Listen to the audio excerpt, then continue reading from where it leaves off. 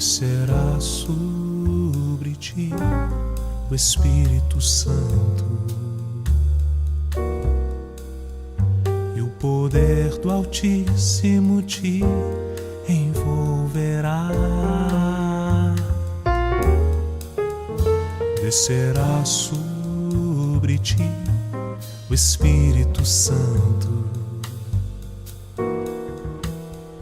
e o poder do Altíssimo te envolverá.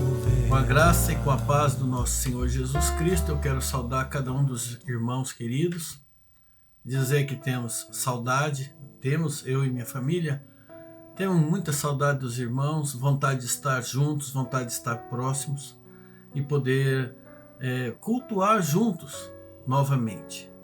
Eu tenho a impressão que em breve poderemos fazer isso, mas até lá nós temos esse expediente para nos reunirmos. Já cantamos, já adoramos ao Senhor, fomos muito edificados com a participação dos irmãos que contribuíram com a música, esse tempo de adoração. E agora eu convido vocês a abrirem suas Bíblias para o texto que trago para a nossa reflexão desta noite. Evangelho de Lucas, capítulo 1, versículo 26 ao 38. Assim diz: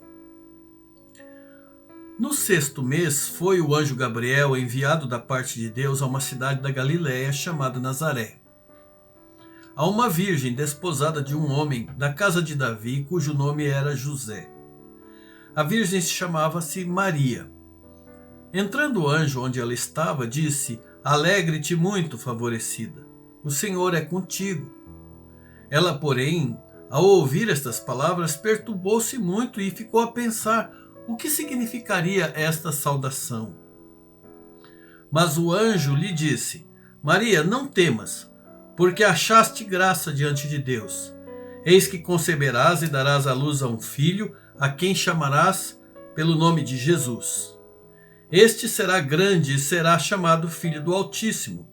Deus, o Senhor, lhe dará o trono de Davi, seu pai, e ele reinará para sempre sobre a casa de Jacó. O seu reino não terá fim. Então disse Maria ao anjo: Como será isso, pois eu não tenho relação com homem algum? Respondeu-lhe o anjo: Descerá sobre ti o Espírito Santo, e o poder do Altíssimo te envolverá com a sua sombra. Por isso também o ente que há de nascer em ti será chamado Filho de Deus. Isabel, tua parenta, igualmente concebeu um filho na sua velhice, sendo este já o 6º mês para aquela que antes diziam ser estéril, porque para Deus não haverá impossíveis em todas as suas promessas. Então disse Maria: Eis aqui está a serva do Senhor, que se cumpra em mim conforme a tua palavra. Dito isso, o anjo se apartou daquele lugar. Vamos orar? Pai, nós agradecemos ao Senhor pela tua palavra, que é viva, que traz mudanças para a nossa vida, refrigério, direcionamento, consolo, alimento, fortalecimento. Precisamos disso tudo. Mas, acima de tudo, precisamos sentir a doce presença do Senhor em nossa mente e coração, mostrando aquilo que o Senhor deseja para as nossas vidas. Teu Santo Espírito possa sondar nossa mente e coração, abrir as cortinas, as janelas do entendimento, para que a tua palavra possa penetrar bem fundo na mente e no coração do teu povo, do meu e dos meus irmãos. E assim a gente possa compreender o que o Senhor tem para as nossas vidas. Nós te pedimos esta bênção neste momento, em nome de Jesus. Vira e mexe, irmãos, aparece alguma coisa para roubar o nosso ânimo, os nossos sonhos, a nossa disposição de servir, como esse vírus que vem prendendo a gente dentro de casa. Mas tem coisa que é pior ainda. Tem coisas que prendem a gente dentro de nós mesmos, que afeta a nossa mente e o nosso coração e que nos leva a desânimo e apatia. Eu estou falando de um vírus que eu poderia chamar de medo. O medo, ele quando se alastra dentro de nós, ele é muito mais danoso do que os perigos que estão ao nosso redor. que rondam a nossa vida do lado de fora. O medo infecciona a vida da gente mais do que doença, porque enfraquece o nosso ânimo, porque amedronta a nossa coragem, porque descontrola o nosso bom senso, porque desestimula as nossas iniciativas. O medo nos leva a acreditar que o destino controla a nossa sorte e não nos deixa enxergar que o dono do destino tem um destino para a nossa sorte, tem um destino para a nossa vida. Abraão sentiu medo ao desconhecer o seu destino. Quando Deus falou para ele, sai da tua terra, da tua casa, da tua parentela e vai para onde eu vou te mostrar, ele teve medo. Deus precisou chegar para ele e dizer, não tenha medo, Abraão. Eu te protegerei em todo perigo, eu lhe darei grande recompensa pela sua obediência. A gente vê o exemplo de Moisés, também sentiu medo quando Deus falou para ele, volta para o Egito. Aí Deus precisou chegar nele e dizer, não temas, meu servo, porque a minha presença está contigo.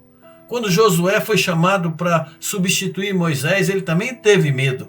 E aí Deus chega e diz para ele, seja forte e corajoso, não fique desanimado, não tenha medo, porque eu, Senhor, sou seu Deus e estarei com você em qualquer lugar que for.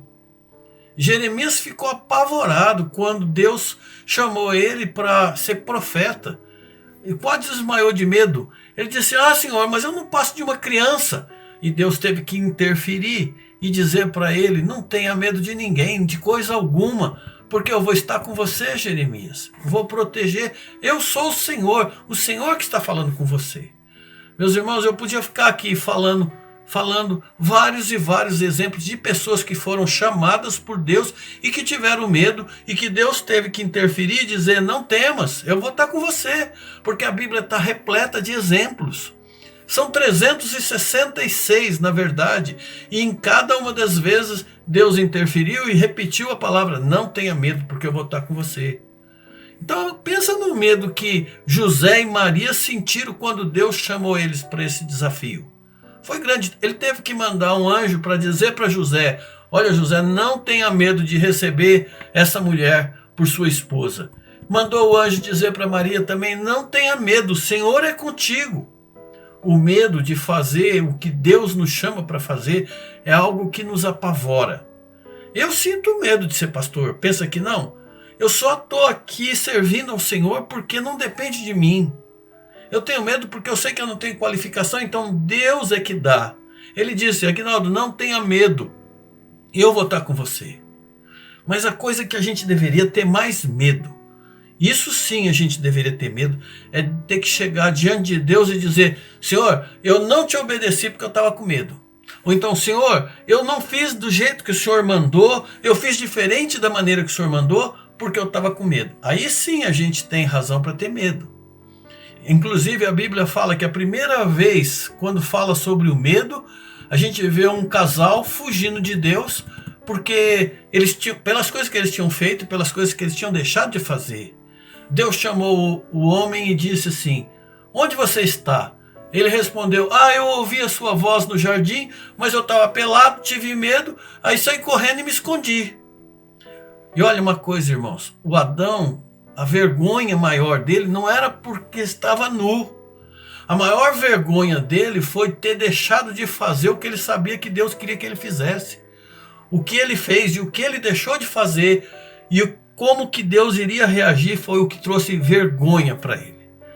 O medo maior da nossa alma é o medo de perder a comunhão com Deus. E Adão sentiu isso quando ele ouviu a voz de Deus que se aproximava dele com voz de reprovação. Mas no caso de Maria, esse não foi o medo dela, porque não era o pecado. O medo que amedrontou o seu coração é o temor de não ter capacidade para fazer aquilo que Deus queria que ela fizesse. E não tinha mesmo. Ela não tinha mesmo essa capacidade. E o que Deus queria que ela fizesse é a mesma coisa que Deus quer que a gente faça, o mesmo chamado para nós. A única coisa que Deus quer de nós é disposição de obedecer. Só isso. O que ela fez? Ela tinha medo, ela se sentia incapaz, mas ela demonstrou disposição de obedecer ao Senhor. E por isso, pouco a pouco, ela foi trocando aquele medo, aquele temor, pela confiança. E aí ela diz ao Senhor: a minha alma engrandece ao Senhor, o meu espírito se alegrou em Deus, o meu Salvador. Mas e quanto a nós? E quando chega na nossa vez, como é que a gente se livra do medo, irmãos? O medo de servir a Deus, o medo de assumir responsabilidade, o medo de nos envolver, isso tem nos afastado realmente de compromisso com Deus. Será que é o quê? Será que a gente tem medo de chegar, essa relutância de se envolver é pelo medo de não ter apoio quando a gente for servir a Deus? Ou é pelo medo de não ter a capacidade suficiente para fazer o que Deus nos chamou para fazer? Ou é pelo medo das críticas que a gente pode receber? Porque pode mesmo. Será que é isso? Se for isso, eu chamo você para olhar o exemplo de Maria. Ela superou o seu medo ao entender quanta bênção a obediência dela ia trazer, tanto para a vida dela como para a vida dos outros. Ela era gente como a gente, ela tinha os mesmos temores e aflições que nós sentimos, e quando ela ouviu o seu chamado, ela ficou apavorada. Como assim? Deus está dizendo que eu sou a favorecida, eu conheço muito bem minhas limitações, ela pensou. Como é que eu posso fazer isso que Deus está querendo de mim? Eu não podia. Ela não tinha a mesma capacidade. Aí Deus manda Gabriel falar para ela, dizendo o seguinte ao seu coração: não temas, Maria, porque aquilo que você não é capaz de fazer, o Espírito Santo de Deus vai fazer por você, vai fazer em você e vai fazer através de você. A mesma coisa ele fala para nós. É a nossa dificuldade também, irmãos. O que Deus pede de nós muitas vezes parece ser muito, muito além do que a gente consegue oferecer. Ele sabe disso. Então por que ele pede? Porque a única coisa que Deus deseja de mim e de você é ver em nós a disposição de obedecer. E o mais ele faz. A gente tem que entender isso. Maria entendeu. Ela percebeu que ao obedecer ao Senhor, muita gente seria abençoada, inclusive ela mesma. Aí Gabriel vem para ela e diz assim, o anjo: eis que conceberás e darás à luz a um filho, a quem colocarás o nome de Jesus. Observe que a ênfase desse texto não está no fato dela dar à luz, mas no nome que o menino deveria receber. Jesus, esse nome em grego, Iesus, em hebraico, Yeshua, significa Jeová salva. Olha o que o anjo está dizendo para ela. Ele está falando: Maria, se você obedecer, Jeová salva virá a esse mundo, vai salvar você, vai salvar muitas e muitas pessoas desse mundo. Maria, se você obedecer, Deus vai usar a sua vida para cumprir uma profecia de milênios, que todo mundo está esperando. A profecia que diz que o descendente da mulher viria para esmagar e derrotar a cabeça da serpente, Satanás. Vai nascer de você se você obedecer. Maria entendeu o seu chamado e por isso ela passou a louvar ao Senhor, dizendo: a minha alma engrandece ao Senhor, o meu espírito se alegrou em Deus, meu Salvador. Já pensou nisso, meu irmão, minha irmã? Quanta bênção pode vir sobre a minha vida e sobre a sua vida e sobre a sua casa e sobre a sua família pelo simples fato da gente obedecer ao Senhor, pela disposição. Se nós tão somente pegarmos o nosso medo e colocar à disposição de Deus, o quanto o nome dele pode ser glorificado, o quanto o nome dele pode ser exaltado pelo ato de eu obedecer e você obedecer. Da gente se colocar à disposição e dizer: eis-me aqui, Senhor, você quer usar minha vida? Estou a seu dispor. Eu não posso, eu sou fraco, mas eu me coloco a seu dispor. O que a Maria fez? Ela superou o seu medo ao entender a quem ela estava servindo. Quando essa compreensão entrou na sua mente, o medo foi desaparecendo. Como fruto da obediência dela, o Emanuel, Deus conosco, viria a esse mundo. O próprio Deus pré-existente, autoexistente, o Criador da humanidade, viria aqui a este mundo e ia herdar a humanidade dela, pela obediência dela, para que ele pudesse cumprir a sua missão. E ela entendeu que estava a serviço daquele que governa o universo. Ela entendeu isso. Aí o medo dela começou a desaparecer. Deus usa pessoas limitadas, pessoas imperfeitas, como Maria, como José, como eu e você, como todos aqueles que já foram chamados por Deus, são limitados e são imperfeitos. Você se sente assim? Eu não posso servir a Deus, eu não tenho jeito, eu sou muito limitado, eu sou imperfeito. Então, bem-vindo ao clube, porque eu sou também. Eu sou muito limitado. O José era limitado, Maria, o Paulo, todos nós. E Deus sabia disso e ainda assim chamou. E por que ele chamou? Porque de nós, a única coisa que ele quer é obediência. É disposição de obedecer. O mais ele faz. A Maria superou o seu medo ao entender quem estaria ao seu lado na sua jornada cristã, na sua maratona de servir a Deus. Mas antes de chegar a essa conclusão, ela ainda perguntou para o anjo: como que vai ser isso? Eu não sou casada ainda, como é que eu posso ficar grávida? Eu sei que Deus está dizendo, eu sei que precisa. Ela, na mente dela, que a escolha de Deus estava feita, isso ela entendeu. Que essa obra ia ser confiada a ela, ia ser magnífica obra, ela entendeu. Que o filho que ia nascer dela seria o Messias, o Salvador, ela entendeu. O que ela não conseguia entender é como que ela podia fazer isso, sendo que ela era solteira.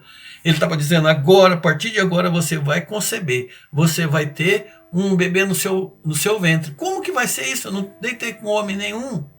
Conosco isso acontece também. A gente sabe o que tem que ser feito, mas a gente não acredita que é possível fazer, principalmente se depender da gente, por causa dos nossos limites. A gente olha ao nosso redor e vê centenas de milhares de pessoas que estão escravizadas ao álcool, que estão escravizadas às drogas, à depressão, com desespero, com presas a heresias, a violência doméstica, a promiscuidade. Aqui mesmo no Distrito Federal tem milhares de pessoas que estão padecendo com falta de comida, com falta de agasalho, com a falta de uma moradia decente. Tem centenas de pessoas que estão morrendo todos os dias, sem paz no coração, sem perdão para suas almas. E a gente sabe muito bem o que Deus quer que a gente faça em relação a isso. Mas como é que a gente consegue se livrar do medo que nos aprisiona e que nos impede de servir a Deus? Só tem um jeito: é fazer aquilo que Maria fez, compreendeu o que ela compreendeu. Ela descobriu que a obra de Deus não dependia do que ela sabia fazer, mas daquilo que Deus poderia fazer por meio dela se ela obedecesse. O Espírito Santo vai descer sobre ti, disse o anjo, e o poder do Altíssimo vai te envolver. Ele vai dar a capacidade, ele que vai fazer a obra. É por isso que a obra vai prosperar nas suas mãos. Algumas vezes Deus precisa repetir a mesma coisa para nós. Eu sou todo poderoso, ele diz para mim, ele diz para você: eu sou todo poderoso. Não tem nada a ver com aquilo que você é capaz de fazer, mas com aquilo que eu posso fazer através de você, se você me obedecer. A gente tem que entender que eu e você somos só um instrumento de barro. Nós somos vasos de barro. Só que a gente não tem nem noção do que Deus pode fazer com o nosso barro, se a gente se colocar nas mãos dele, dispostos a obedecer.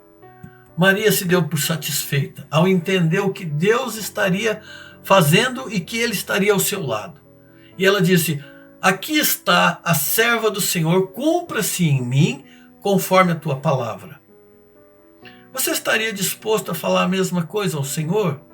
Como Maria disse: eis-me aqui, Senhor. Eu sou fraco e sou medroso. Eu tenho muitas limitações, mas eu confio no Senhor. Eu pertenço ao Senhor. Então, Senhor, usa a minha vida. Você tem coragem de dizer isso ao Senhor? Olha, essa pandemia, ela vai acabar. Se Deus quiser, ela vai acabar. Mas os problemas vão continuar, os desafios vão continuar, as coisas que nos amedrontam vão continuar acontecendo. Mas o Senhor abençoa aqueles que o obedecem. O Senhor capacita aqueles que se dispõem. O Senhor caminha ao lado daqueles que se habilitam para servir a Deus, para servir a sua igreja, para servir o seu evangelho, para fazer a vontade do Senhor. Mas e o medo? Como é que a gente então vai vencer o nosso medo e que tem nos impedido de servir ao Senhor até aqui? Bom, a gente pode fazer. A gente pode tentar se esconder atrás da árvore, como fez o Adão. Ou então a gente pode fugir da responsabilidade, como fez Jonas, profeta. Ou então nós podemos tentar ignorar que Deus está nos chamando, como fez Demas quando abandonou o apóstolo Paulo no ministério. Ou então nós podemos entregar os nossos medos, a nossa fraqueza, as nossas limitações nas mãos do nosso Deus e dizer a Ele: Senhor, eu sou fraco, eu sou limitado, eu sou medroso, mas eu me coloco nas tuas mãos. Eu me coloco nas tuas mãos. Eu tenho medo, mas eis-me aqui, Senhor. Usa-me a mim. Que Deus possa falar também ao seu coração. Eu não sei se há medo no seu coração de se envolver com a obra de Deus, e eu não digo só na igreja. Eu não digo só para assumir ministérios e cargos na igreja, mas de fazer a vontade de Deus, de testemunhar, de levar o evangelho, de ser portador da luz, de mostrar o aroma perfeito de Cristo através dos seus atos, de ser sal da terra e luz do mundo, de manifestar a glória de Deus por onde você passar, de ser instrumento nas mãos de Deus, de testemunhar a sua fé, de compartilhar o evangelho com outras pessoas, de evangelizar, de se envolver em missões, de se envolver com a obra de Deus. Se você tem tido medo, coloca isso nas mãos de Deus. Eu sou fraco, Senhor, eu sou limitado, mas eu confio no Senhor. Eu obedeço ao Senhor. Eis-me aqui. Diga isso ao Senhor. Vamos orar? Eu e os meus irmãos somos fracos. Muitos momentos de medo, muitos momentos de apreensão e de temor de fazer as coisas para o Senhor, com medo da represária, com medo da crítica, com medo de ficar sozinho, com medo de não ter a capacidade. Mas obrigado, Senhor, por essa palavra que nos diz que não é na nossa força, e não é na nossa grandeza, não é no nosso poder, mas quem nos capacita é o Senhor. Somos só instrumentos. A única coisa que o Senhor quer de nós e o que nós queremos fazer é nos prostrarmos diante do Senhor, nos entregarmos e dizer: usa as nossas vidas conforme o teu querer. É o pedido que nós te fazemos e agradecemos em nome de Jesus. Deus abençoe ricamente a sua vida, a sua semana, a sua família, o seu ganha-pão, a proteção sobre o seu lar, a sabedoria e a sua disposição de servir ao Senhor. Fica com Deus. Tua alma viverá, teu espírito renovará, e no teu corpo